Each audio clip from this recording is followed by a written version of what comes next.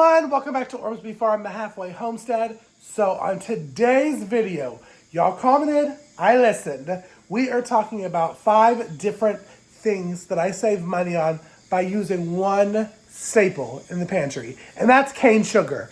I did a video on my favorite ones that will save you hundreds of dollars a year, and I will link it right up here and in the show notes below so you can go back and watch that. But today I'm just focusing on the cane sugar, what all the different things I can do with cane sugar. And I made 5 different things that I have saved money on. And really, if you add it up, if you do all the fancy smancy kitchen math, it's hundreds of dollars for saving it, because these are expensive stuff that you were going to start buying because of holiday season. So let's go ahead and get into the intro. But if you are new here, hello, I'm Casey from Ormsby Farm, the halfway homestead. I was a city boy that moved out to the country, but then I moved back to the city. But now I'm starting to move back to the country. So if these type of videos interest you, whether it's baking from scratch, cooking, pantry, backyard chickens, homesteading in general, I hope you go ahead and click that subscribe button and also click the bell, because YouTube will notify you anytime that I put new videos out on the channel. So let me zip it up and let's get right into the intro so we can talk about the 5 different things I saved money on and I made from one staple ingredient, cane sugar. Ormsby Farms and the halfway homestead. Alrighty, y'all, let's start off with the first kind of recipe that we're doing, and we're going to make some brown sugar. Now, I'm using cane sugar. I get my cane sugar from Azure Standard. I always have a link down below that you can use. But in my KitchenAid, we're going to mix it up. Now, I have 2 different recipes. All the recipes will be down below, but the recipe, you can either do a light brown sugar or a dark brown sugar. I prefer dark brown sugar, which is what we're going to do today, but the light brown sugar is equal parts. So equal part cup of sugar to tablespoon of molasses.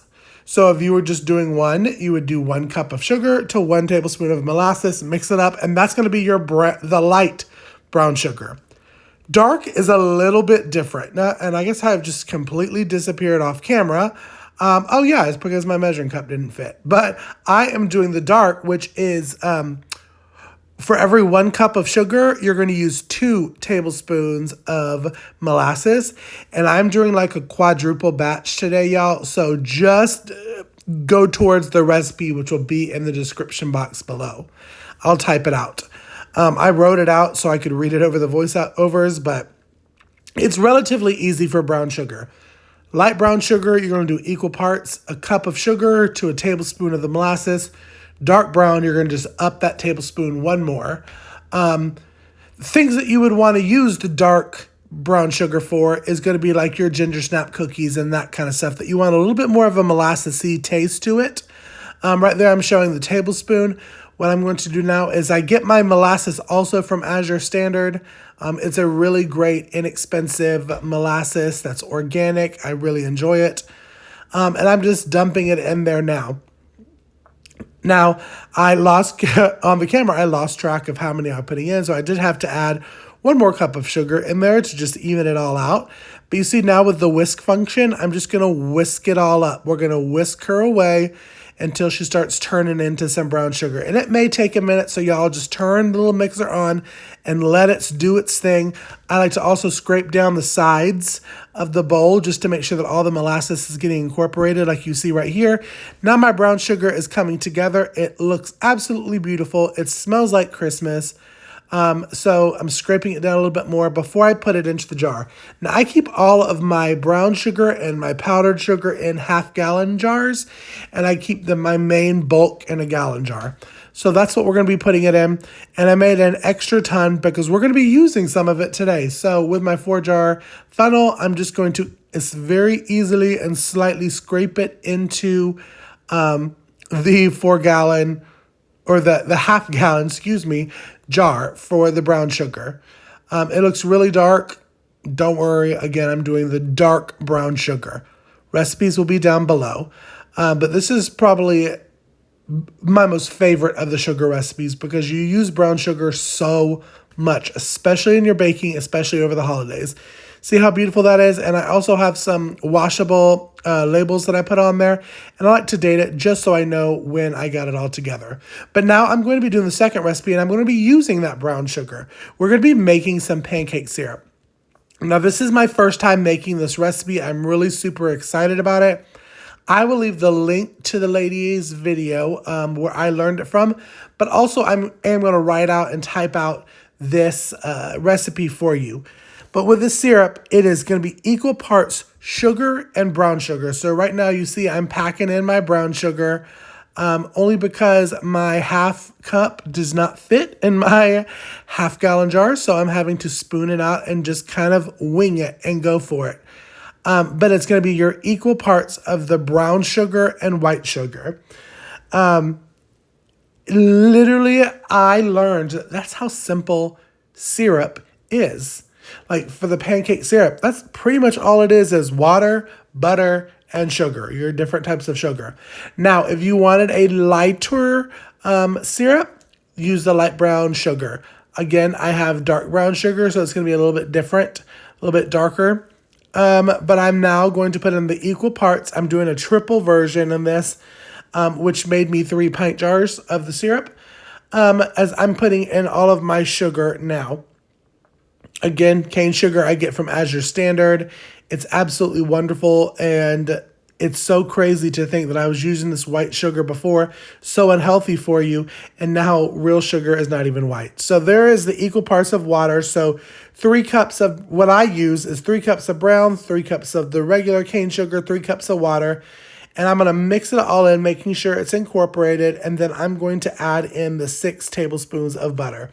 Now, let me tell you that I will put the recipe for just a single batch of all of this down below. So that would have been a cup of sugar, a cup of brown sugar, cup of water, and 2 tablespoons of butter. There's the butter. I literally don't do nothing else but plop her right on in, and we're going to bring it up to a boil. So once you get it brought up to a boil, stir it around so it doesn't burn. You're going to let it boil for 3 to 4 minutes.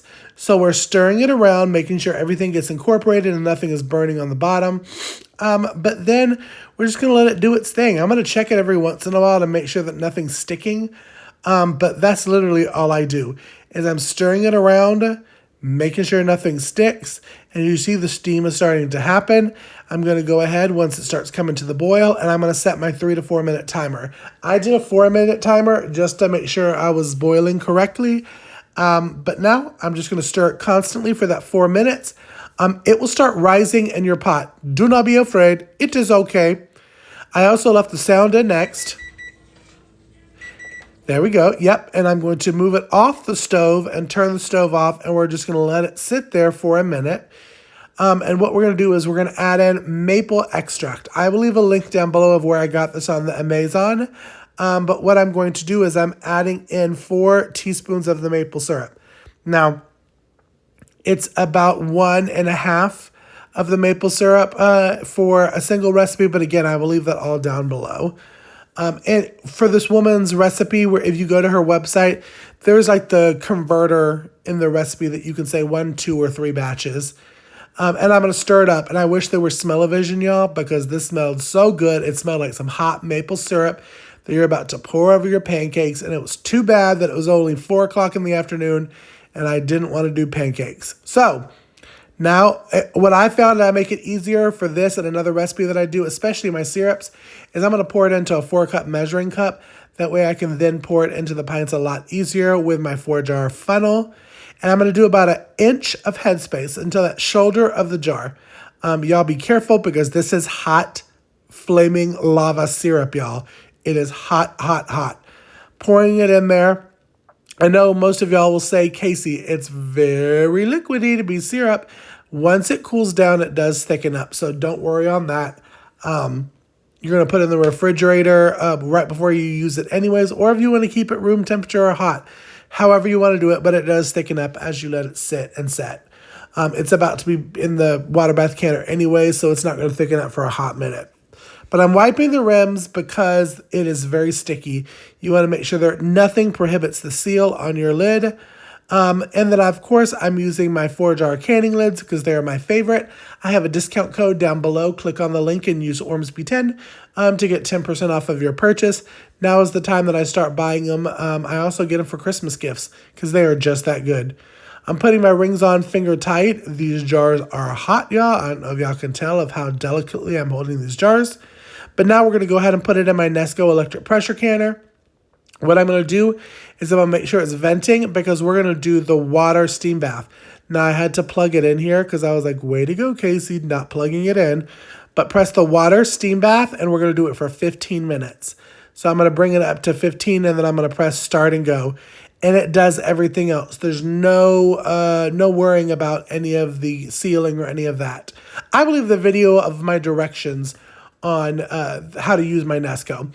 But next we are making some powdered sugar. Now, like as you saw, I'm only going to do a single batch because I have a ton of my powdered sugar already. But the single batch is basically equal parts cup of your cane sugar and tablespoon of corn syrup. Excuse me, corn starch, not corn syrup. I get my cornstarch from Azure Standard, but you also can use arrowroot powder. It works just in the same equal parts, so a tablespoon to a tablespoon.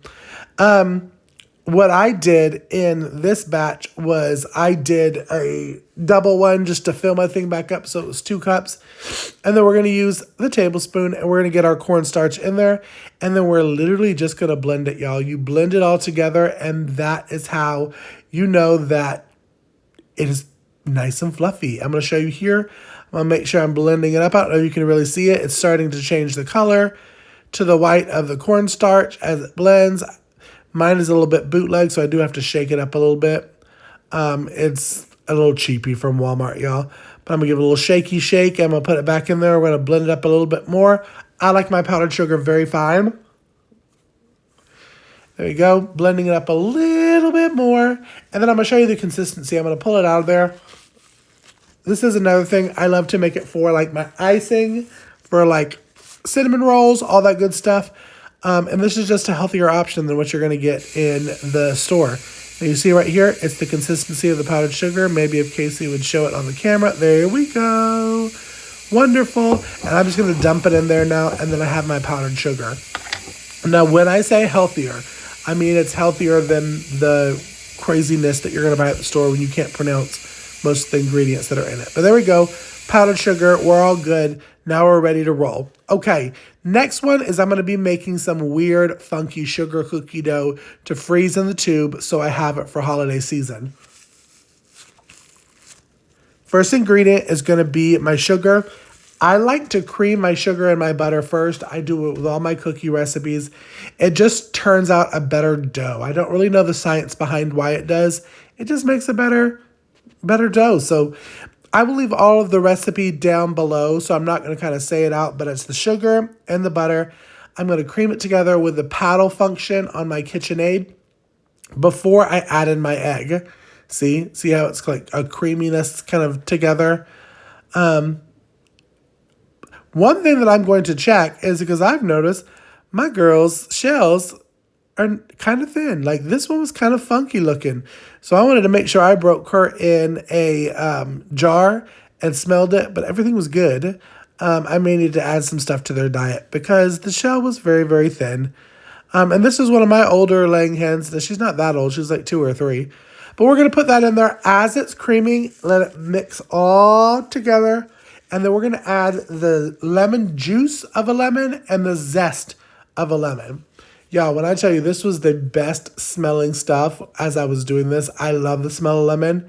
So I'm zesting it in there. I tried to be really cute for camera, but I had to stop it and actually take it off of the mixer to zest in there because it was just getting all over the place.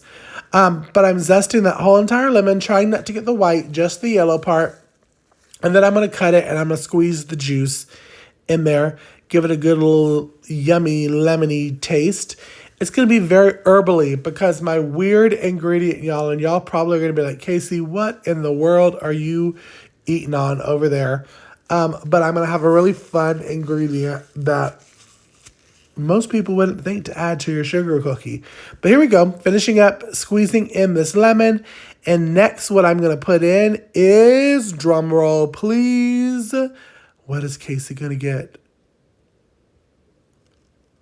Powdered basil. Yes, it is a lemon and basil cookie. We did a podcast episode and we talked about this lemon cookie. I had to put it out a little bit earlier, but I'm doing a tablespoon in there. You can do how much basil-y taste you want to it.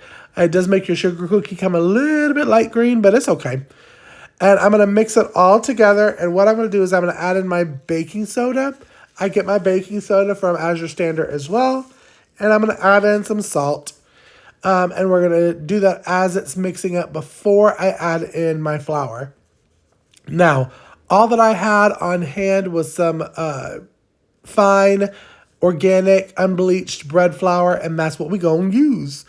So I'm doing in the appropriate amount of the flour. And what I'm doing is I'm doing half at a time so it doesn't splatter all over the place. And then I'm going to mix it in until it's nice and mixed. And then I'm going to go and scoop that next batch of flour. This is just because my older KitchenAid doesn't have that kind of plastic cover at the very top, so the flour doesn't fly all over the place. But I'm going to do that until all of my flour is incorporated.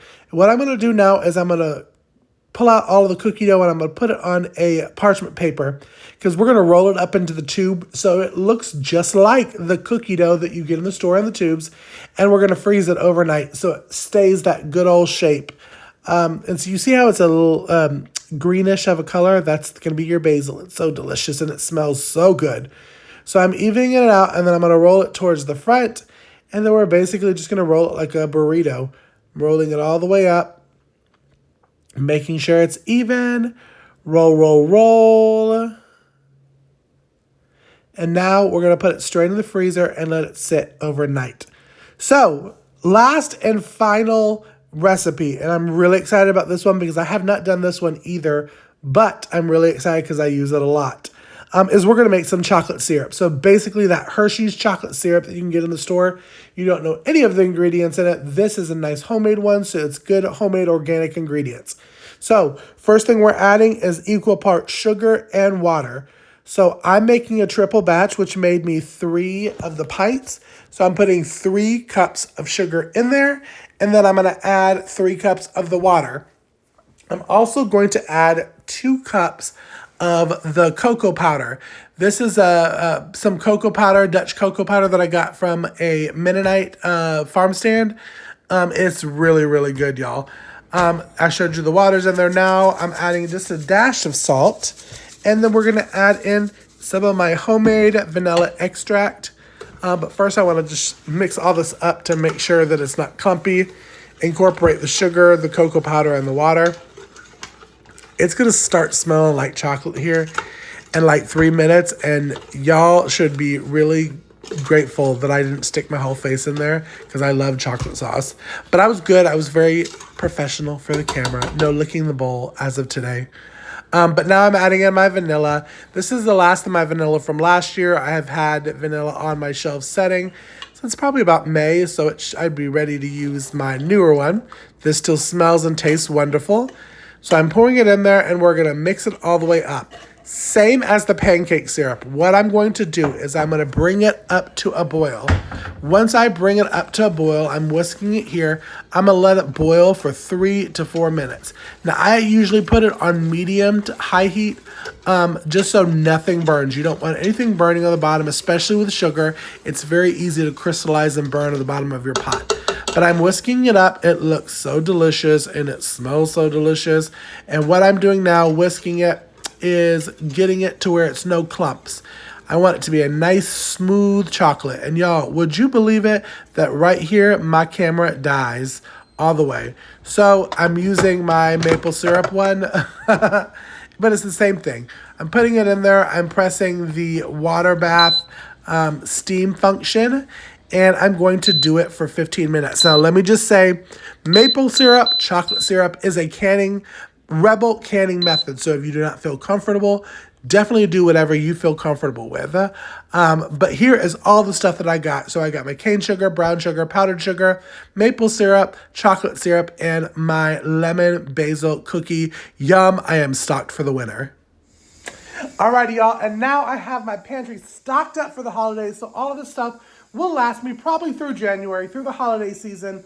on what I need, and I only spent the $17 that I spent on the cane sugar. So, y'all, leave me a comment down below. Have you made any of these items? If you do, I want to hear from you. Leave me a comment, share the video, share what you've done, tag me in it, and make sure you're subscribed if you haven't already. Click the bell icon as well, because YouTube will notify you anytime that I put new content on the channel.